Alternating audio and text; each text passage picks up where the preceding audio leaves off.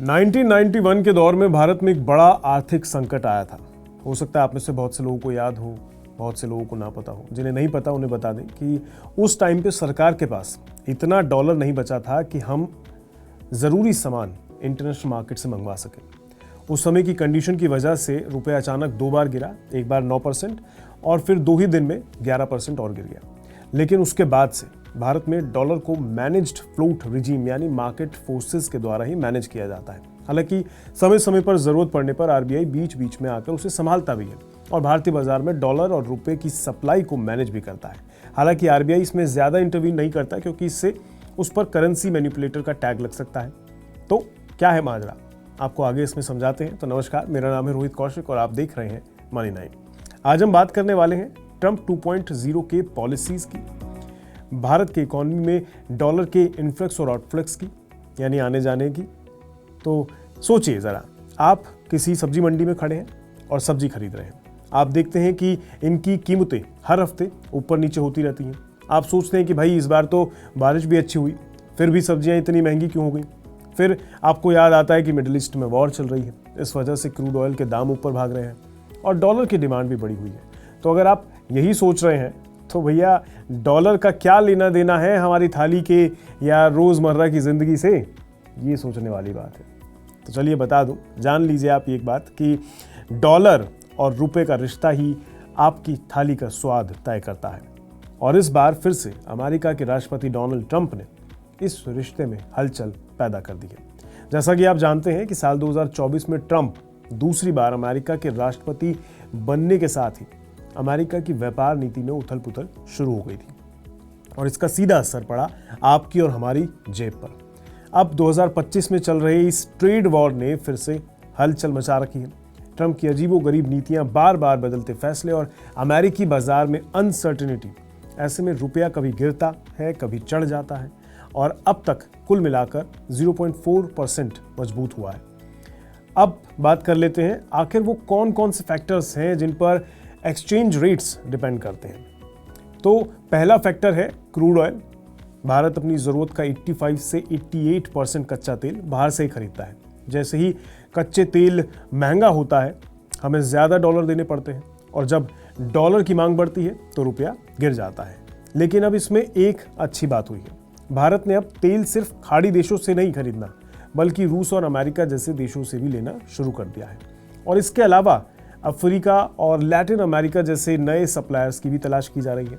यानी अब ये एक स्ट्रैटेजिक मूव बन चुका है। इसके साथ ही भारत की सर्विस सेक्टर जैसे कि टेक, कॉल सेंटर्स, डिज़ाइनिंग जैसे जो सेक्टर्स से आने वाली इनकम है, इनमें बढ़त देखने को मिल रही है। इससे कमाई जो है ना डॉलर में होती है और वो डॉलर का रेशो अब बढ़ रहा है। सीधे तौर पर ऑयल इंपोर्ट्स पर आने वाले खर्च अब ज़्यादा था, यानी कमाई से ही खर्च को कवर किया जा रहा था। इसके अलावा जो दूसरा सबसे बड़ा फैक्टर है वो है फॉरेन पोर्टफोलियो इन्वेस्टमेंट यानी विदेशी निवेश। ट्रंप की नीतियों ने न केवल व्यापार में बल्कि निवेशकों के भरोसे में भी दरार ला दी है। जनवरी से जून 2025 तक 7.5 बिलियन डॉलर का निवेश भारत से बाहर चला गया है। एक्सपर्ट्स के मुताबिक इसके पीछे 3 बड़ी वजह हो सकती हैं। पहली, अमेरिका ने 2018 में अपनी ब्याज दरें बढ़ा दी थी।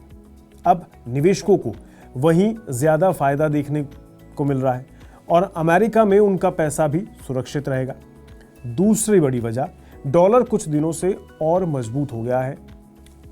और तीसरी बात यह कि ट्रंप की टैरिफ और व्यापार में बार बार किए जाने वाले चेंजेस ने इन्वेस्टर्स को एक कह सकते हैं उनके सेंटिमेंट्स को हिलाकर रख दिया है। थोड़ा डामाडोल स्थिति है। उन्हें डर लगने लगा है कि कहीं इससे भारत का व्यापार घाटा ना बढ़ जाए।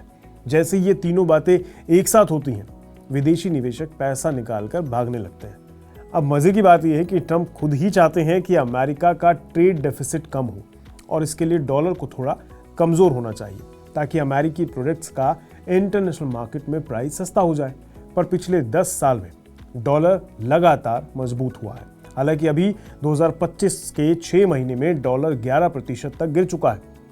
अब ट्रंप एक बार फिर से नए टैरिफ नेगोशिएशंस कर रहे हैं।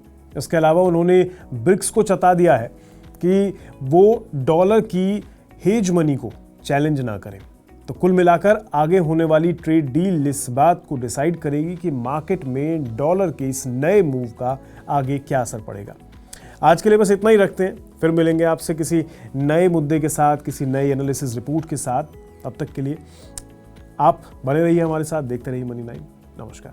ग्लोबल संकेतों के दम पर कैसे खुलेंगे हमारे बाजार, क्या कह रही हैं खबरें और ब्रोकरेज रिपोर्ट्स, किन शेयरों में बनेगा पैसा, बाजार खुलने के बाद क्या खरीदें, किन शेयरों को करें पोर्टफोलियो से बाहर, कैसा रहा बाजार का दिन भर का कारोबार, कैसे तैयार करें कल के बाजार की स्ट्रैटेजी। इन सब सवालों के जवाब जानिए मेरे साथ ओपनिंग बज और क्लोजिंग बज में इन वक्त पर सिर्फ मनी 9।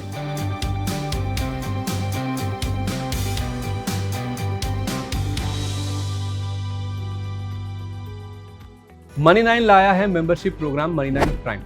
अब आपके दिमाग में कई सारे सवाल होंगे, मसलन आखिर क्या है ये मनी 9 प्राइम, आपके लिए यानी दर्शकों के लिए इसके क्या फायदे हैं, और एक बड़ा सवाल ये कि मनी 9 प्राइम से आखिर जुड़ना कैसे है। तो इसकी पूरी जानकारी हम आपको देने जा रहे हैं। मनी 9 प्राइम में 3 प्लान होंगे, इकोनॉमी, स्टैंडर्ड और वीआईपी। तो फटाफट ज्वाइन कीजिए यूट्यूब पर मनी 9 प्राइम। ज्वाइन करने के लिए मनी 9 के यूट्यूब पेज पर जाइए, होम पेज पर मिलेगा ज्वाइन बटन, इसे क्लिक करें, अपनी पसंद का प्लान चुनें और बस हो गया, अब आप रहेंगे सबसे आगे।